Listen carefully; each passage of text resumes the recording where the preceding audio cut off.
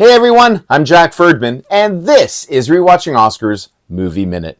It's Thoughtful Thursday, and today's film is the 1957 adventure drama, The Spirit of St. Louis. One Oscar-nominated film, let's go.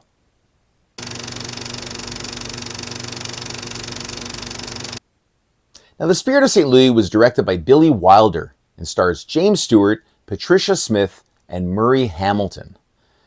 Now, today's film takes us back to one of the most daring and defining moments in aviation history, The Spirit of St. Louis. Now, it tells the story of Charles Lindbergh and the historic 1927 solo flight across the Atlantic from New York to Paris. It's a kind of film that blends old-fashioned adventure with real-life inspiration, chronicling one man's 33-hour journey through exhaustion, isolation, and sheer determination. And make no mistake, this movie is all about James Stewart, playing Lucky Lindy himself. Stewart commands every frame. He was nearly twice Lindbergh's age when the film was made, but somehow he captures that same mix of Midwestern decency, quiet confidence, and stubborn resolve that defined the real pilot.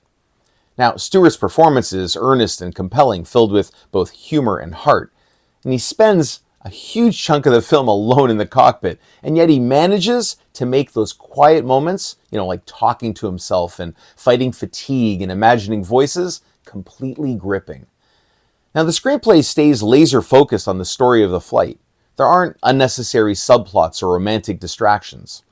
Now, Wilder, known for Sunset Boulevard and Some Like It Hot, keeps things surprisingly straightforward here, though at times, maybe too much so.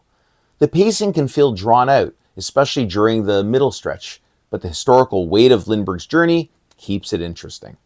Now, visually, The Spirit of St. Louis is stunning. The cinematography by L. Robert Brooks and J. Pavel Marley is just absolutely top-notch, capturing both the beauty and the danger of the flight. The sequences in the air, the clouds rolling by, the icy wings, endless stretches of ocean, still look fantastic today. It's easy to forget how big of a deal this was back then. One man alone, crossing the Atlantic, defying the odds and becoming an international hero overnight. Of course, the real-life Lindbergh remains a complicated figure. His later political sympathies and support for Nazi Germany make it hard to view him purely as a heroic protagonist. And the film does sidestep that controversy entirely, which might feel disingenuous to modern audiences. But that was typical of Hollywood biopics of the time. Even so, Wilder's craftsmanship and Stewart's sincerity make The Spirit of St. Louis an engaging, well-made film. It's not a masterpiece, but it's a thoughtful look at a courage and solitude of a man and his ambition, and it still soars nearly 70 years later. I'm giving The Spirit of St. Louis a B.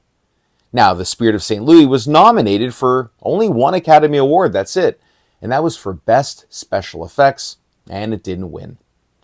Join me again tomorrow for another Oscar-nominated film right here on Rewatching Oscars Movie Minute, because if the Academy took notice, it's worth a rewatch.